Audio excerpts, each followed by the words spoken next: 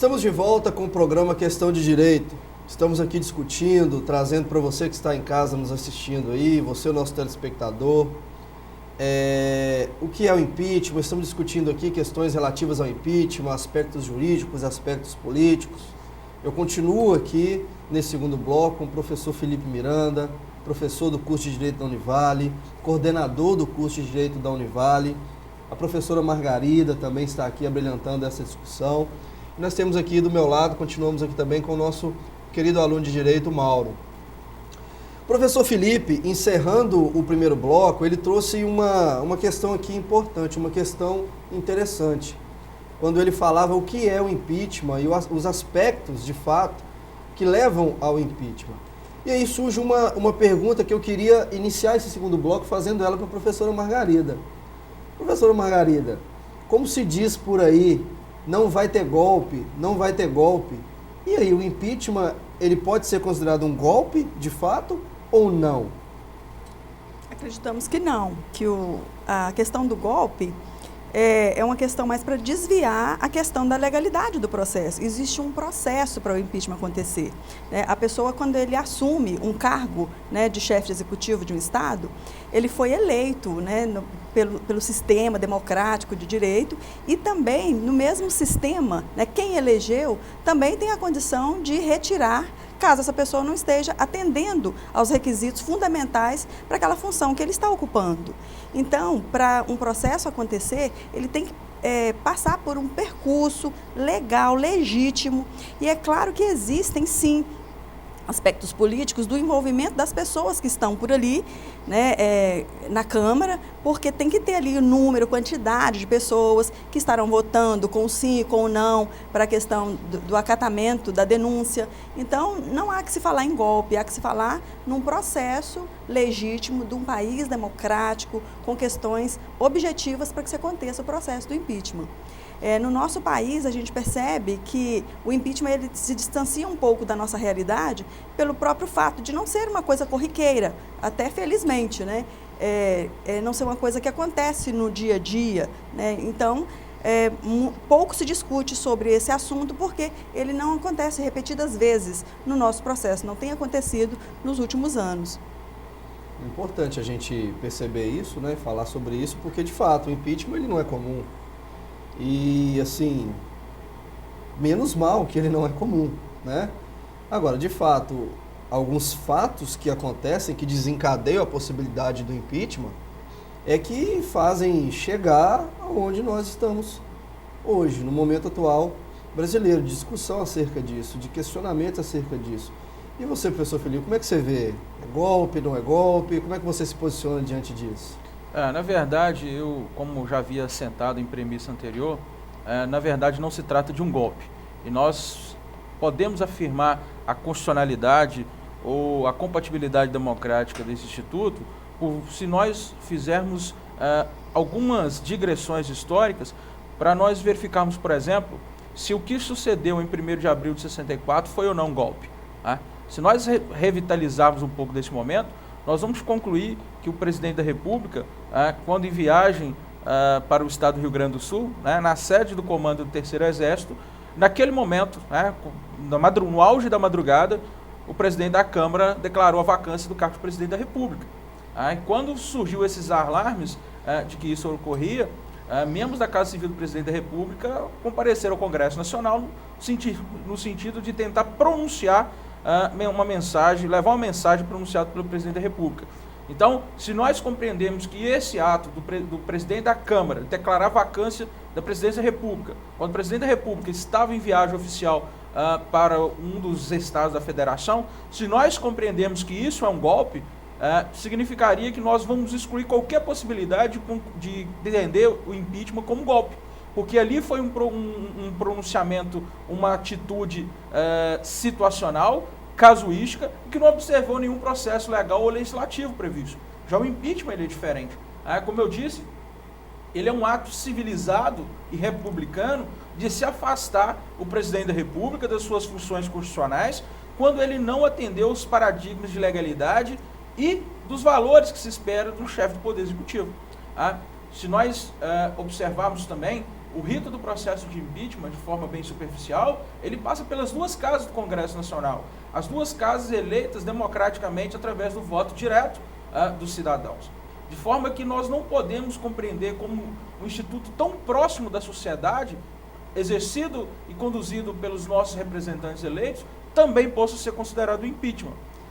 Talvez essa conotação tenha surgido no contexto atual em virtude da crise econômica que nós enfrentamos, em virtude dos fatos também casuísticos que ocorreram no processo eleitoral, decorrente da opção democrática de eleição, de exercício da democracia direta e indireta. Então, talvez esses fatores somados, o que sucedeu no ano anterior, nos anos anteriores, tenha contribuído para que esse assunto tenha sido colocado em debate, ou seja, tenha sido evidenciado com um tom de possível golpe. Mas, na verdade, na sua essência e na sua juridicidade, o impeachment está muito longe de caracterizar um ato de golpe.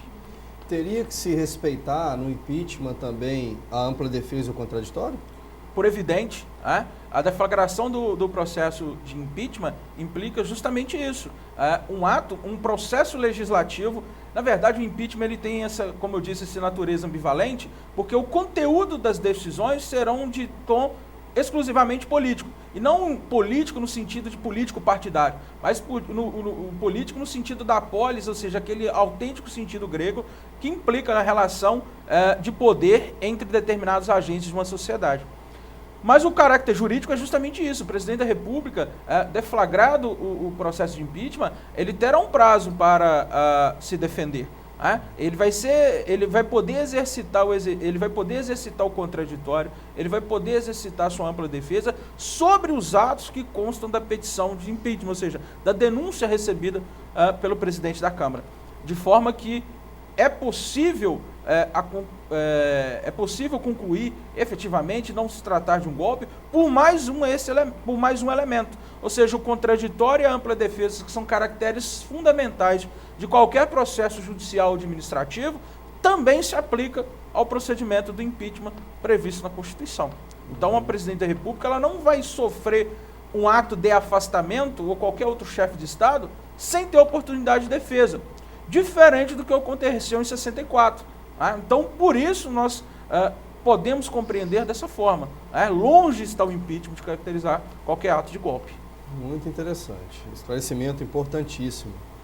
E aí, Mauro, como é que você vê essa questão? Você tem um posicionamento igual? Você diverge em alguma coisa? É golpe, não é golpe? Como é que fica isso? Veja bem, a primeira coisa que nós precisamos estabelecer é que o instituto jurídico do impeachment é algo a ser utilizado em caráter excepcional. Ele não é algo corriqueiro e na história do direito constitucional moderno ele não foi corriqueiro. Cito até o exemplo da assim chamada maior democracia do Ocidente. Gostemos ou não, os Estados Unidos têm esse título. São 200, a Constituição dos Estados Unidos é de 1787, quando ela foi publicada no jornal, não era lei ainda, mas foi publicada no jornal. E desde então, o sistema constitucional americano, onde eles têm também um sistema presidencialista, nunca vivenciou um presidente da República impedido, apesar de ter havido a abertura de um procedimento desses que não prosperou. Então, essa primeira questão, o caráter excepcional do impeachment. Nós não vemos na sociedade de maneira corriqueira, porque não temos que vê-lo de maneira corriqueira. Regra geral é que os nossos governantes sejam éticos. Segunda questão, eu acredito plenamente que impeachment também não é remédio contra governo ruim ou contra governo de qual nós discordamos. Governo que está fazendo um trabalho ruim em âmbitos da economia ou em âmbitos X ou Y, a população precisa pressionar para melhorar. e não impedir.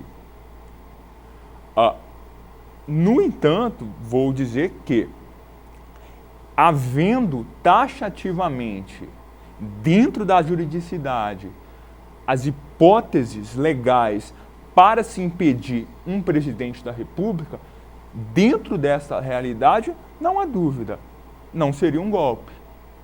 Havendo um crime de responsabilidade do presidente da República, doloso e de mão própria. Havendo isso, sim, respeita-se todo o procedimento e se afasta o presidente da República, porque um criminoso não pode, de maneira nenhuma, ocupar a mais alta autoridade da República Brasileira. Não existindo esses requisitos, é um golpe. Disso eu não tenho dúvida.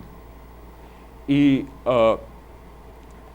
eu quero lembrar aqui que o Instituto do Impeachment, ele terá consequências, gostemos ou não. Não é impedir um presidente da República não é fazer uma festa de comemoração pelo impedimento.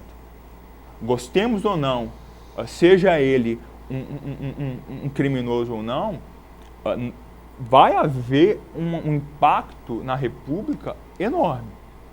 O impedimento, por exemplo, do presidente Pérez na Venezuela em 1993, há críticos políticos, cientistas políticos que dizem que a ingovernabilidade que a Venezuela vive hoje é devida a esse impeachment.